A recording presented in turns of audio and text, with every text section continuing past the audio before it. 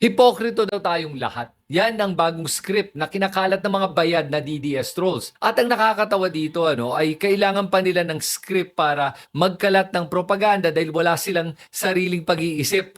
Pero nakakalungkot din na marami sa ating mga kababayan ay nabubudol nitong mga scripted na propaganda na kinakalat ng mga bayad na trolls. Kaya dito sa video na ito, pag-uusapan natin kung sino ba talaga ang hipokrito at kung ano yung mga pinagkakalat nila at kung totoo ba to. At malalaman natin sino ba talaga ang tunay na corrupt at sino ba ang totoo may ginawang katiwalian at kung si VP Sara ba yung kanyang pagka-impeach ay may basihan o wala. So unang-unang pinagkakalat nila ay sinasabi nila na kung gusto daw natin imbestigahan si VP Sara sa 125 million na confidential funds. Bakit daw hindi natin iniimbestigahan yung 4.56 billion confidential funds ng Office of the President, yung kay BBM? Alam po nyo, ganito lang yon. Ang basihan para malaman kung corrupt ang isang tao o hindi o isang departamento o hindi ay hindi sa laki ng budget. Hindi dahil mas malaki ang budget, ibig sabihin nun mas corrupt. Kasi kung gano'n ang basihan nyo, edi ang pinaka-corrupt is yung DepEd kasi yun ang pinakamalaking budget. Sino yung DepEd secretary natin dati? O, di ba? Si VP Sara. Pero hindi nga yun ang basihan para malaman kung corrupt ang isang tao o hindi. Hindi sa laki ng budget, kundi sa paggamit ng budget.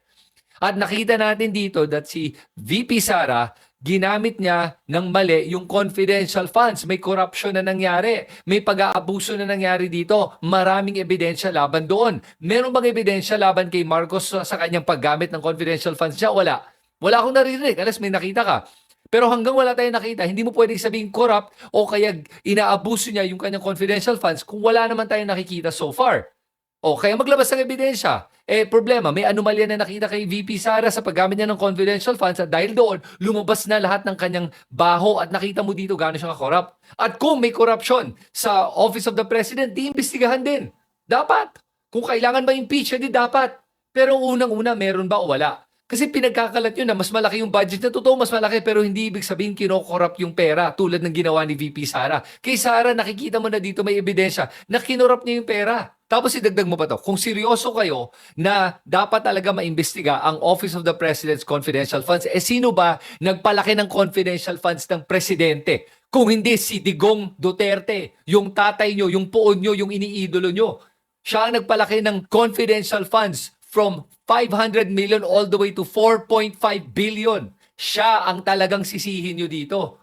Ako ayoko ng confidential funds. Dapat talaga wala yun eh. Pero dahil kay Duterte, yung iniidolo nyo, siya ang may kasalanan nito at siya ang unang gumamit ng laki-laking confidential funds. Siya dapat ang unang nating imbestigahan. Bakit? Dahil si Duterte mismo, inamin niya sa sarili niyang bibig na ginagamit niya ang confidential funds para pumatay ng tao. Ginagamit niya ang confidential funds sa maling paraan.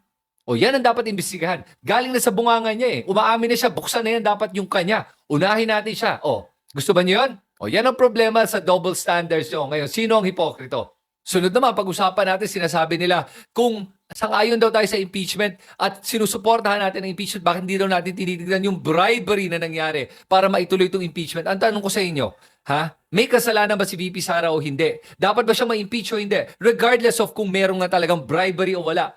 Kasi para sa akin, ang bribery ay may nakinabang dito para sa kanyang sarili. Ngayon, ang narinig natin kay Toby Chanco ay apparently nag-release daw ng mga budget na para sa mga proyekto ng ating mga kongresista. Kung totoo man o hindi ko alam. Pero ito naman sabi ko, ang pinagkaiba nun.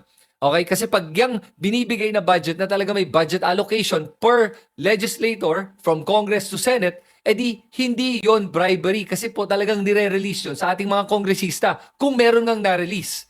Pero kung binulsa nila yung pera at para sa kanilang sarili yan, yan po ay direct bribery. Iba po yung dalawang yun. At yung mga allocation para sa mga kongresista ay matagal nang ginagawa po yan. Ayoko yung ganyang practice na ginagawa nila pero matagal na po yan. Panahon ni Duterte bilang presidente, ginamit din niya yung mga congressional allocations para impluensya lang ating mga kongresista. Is that considered bribery? Di tulad ni Sara Duterte na nahuli na nagbibigay ng 50,000 a month nakalagay sa envelope, cash na binibigay niya sa mga DepEd personnel.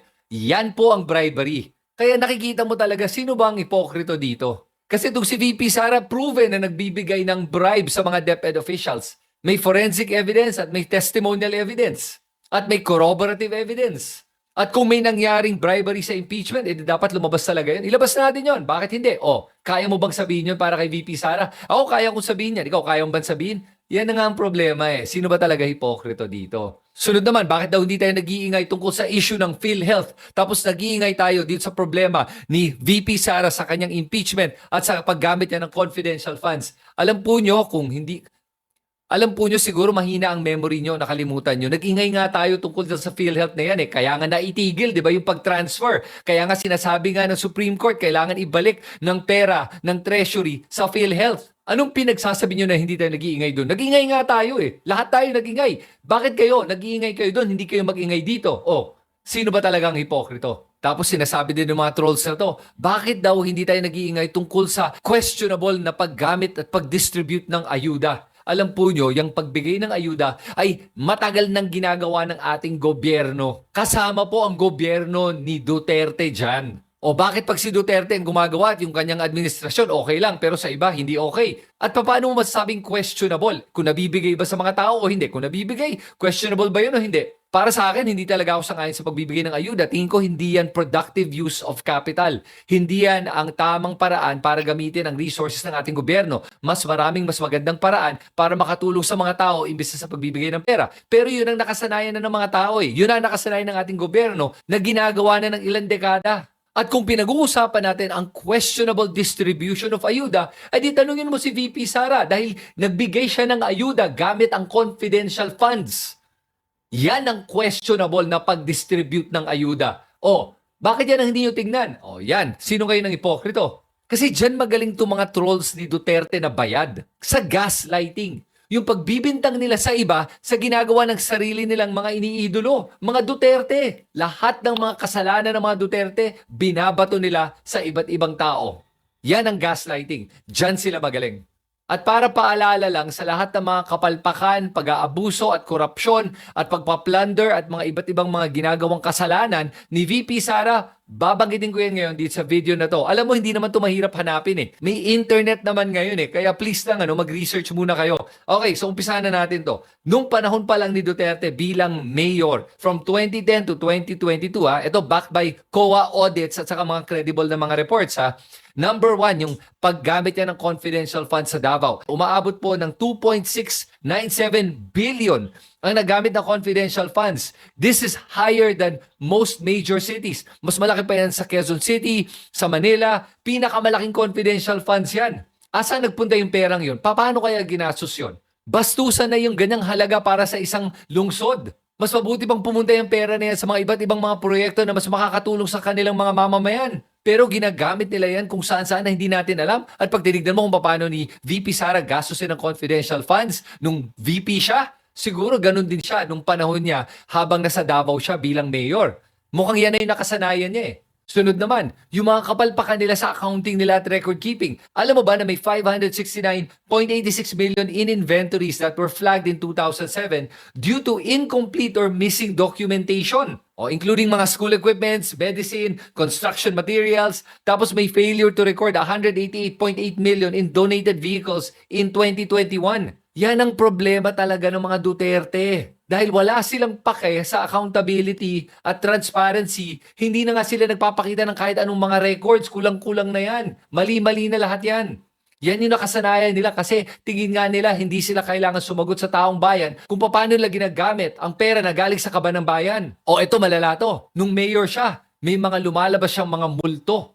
Mga ghost employees niya, nabanggit ko na ngayon sa aking dating video eh. Pero ulitin ko yan dito para maalala nyo, yung COA flagged them for 11,000 ghost employees. At pag tinignan mo, walang mga time records, walang mga proper duties, at parang walang nagawa tong mga to at walang may alam kung sino tong mga to. Lumalabas over 707 million were paid. Tapos walang documentation. It doesn't exist. Parang mga multo. Nawawala. Sino ba tong mga to sa nagpunta yung pera? Diyan magaling si VP Sara mag-imbento ng mga tao na wala eh. Tapos marami pang mga ibang mga anomalya nung panahon niya bilang mayor ng Davao. Na hindi ko nababanggitin lahat dahil sobrang dami. Kayo na lang mag-research. O ngayon, pag-usapan naman natin yung mga anomalya nung panahon niya bilang Vice President at DepEd Secretary. Unang-una, alam naman natin yung misuse ng confidential and intelligence funds. Yung 612.5 million spent from December 2022 hanggang September 2023 for both the OVP and the DepEd. Alam ba nyo, COA disallowed 73.3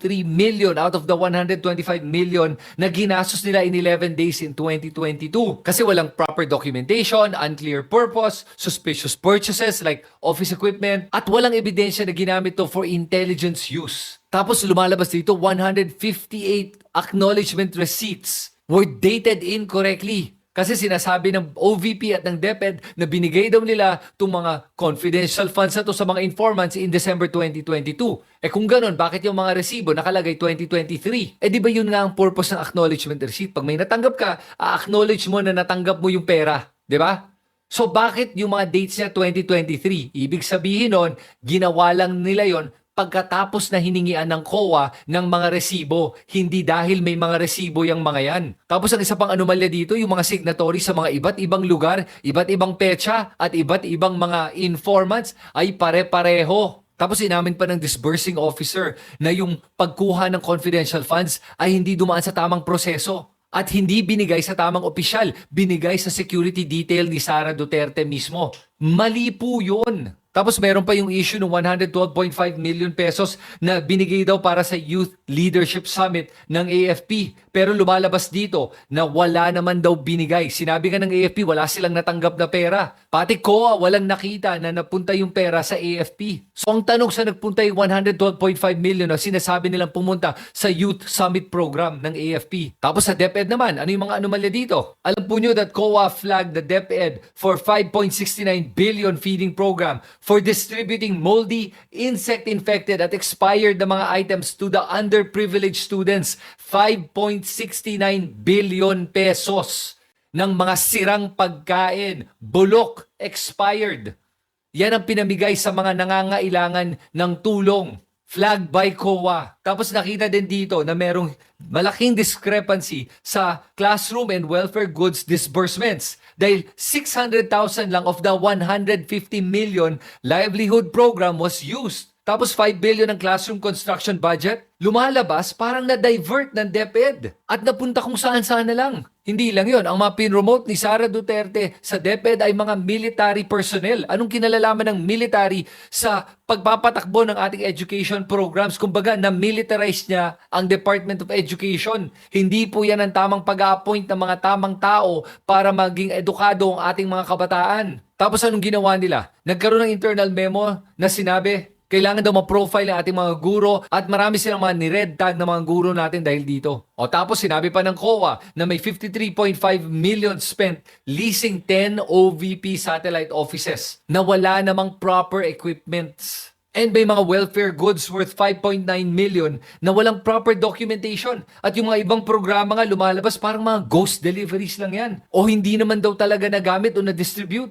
And to top it all off, ang lakas ng loob ni Sara Duterte magsabi na hindi marunong mag-budget ang ating gobyerno. Kung siya mismo nga nakikita natin, wala siyang accounting principles, hindi siya marunong mag-budget, palpak siya mag-budget. At nakikita mo dito yung kanyang pag-abuso sa mga budget na nakukuha niya at perang hawak niya.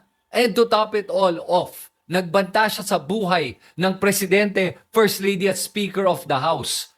Grave threat na nag-hire daw siya ng isang assassin para ipapatay ang First Lady, ang Presidente at ang Speaker of the House. At dahil po sa lahat yun, kaya po patong-patong ngayon yung mga impeachment complaints laban sa kanya. Ang dami po niyang ginawang katiwalian, pag-aabuso, korupsyon, plunder. Ano tayo, hahayaan na lang natin na hindi nalitisin itong mga issue na to? Na hindi na matuloy itong impeachment? Dahil lang kailangan din daw tignan yung mga ibang bagay. Talagang kailangan tignan yung mga ibang bagay. Unahin natin ito. Dahil may ebidensya dito. Harap-harapan na sinasampal sa mukha nating lahat yung pag-aabuso ni Sara Duterte at wala siyang pakialam sa accountability o transparency. At may basihan tong impeachment na to. Ang daming ebidensya. Yung mga anomalya na binanggit ko nga sa inyo, yan ang mga lumalabas sa ebidensya dito. Dadagdag pa natin. O yung mga resibo nga na ginamit sa mga confidential funds. Bogus lahat yun at fabricated. Hindi lang mali-mali yung mga petsa, yung mga signature, pare-pareho pa. Gumamit pa ng mga ilang alias itong mga to. Mga Mary Grace Piatos, J. Camote, Miggy Mango, Pampano, merong pang Chel Jokno, Marian Rivera. Tapos over 400 names sa DepEd receipts out of 677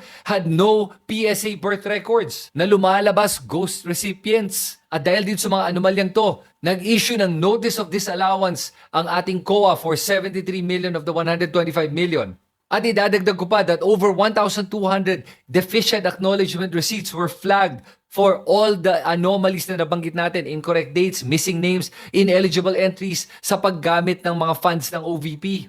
At sa mga nagsasabi na kaya nga alias kasi confidential funds yan, mali po yung rason nyo. Bakit? Kasi ayon sa Joint Circular number 2015-01, it requires accurate documentary evidence including names, and any request for secrecy must be legally justified, not arbitrarily coded. Ang nangyari po dito sa confidential funds si VP Sara ay lumalabas ay arbitrarily coded yan. Mary Grace Piatos ba naman? Chel Jokno, Marian Rivera, arbitrary. At ang paggamit ng alias ay hindi po excuse. Na paggagamit ka ng mga pseudonym, dapat may master list ka para itutugmayan kung kailangan. Kasi kailangan pa rin ng accountability, hindi pwedeng secrecy. At pag walang listahan na magpapatunay na meron talagang mga alias na to, di ibig sabihin fictional yan, fictitious yan, fake yan, fabricated yan. At sa mga nangyari sa confidential funds ng OVP at DepEd, lumalabas talaga dito na hindi ito dahil sa secrecy, kundi ito ay actual forgeries lamang.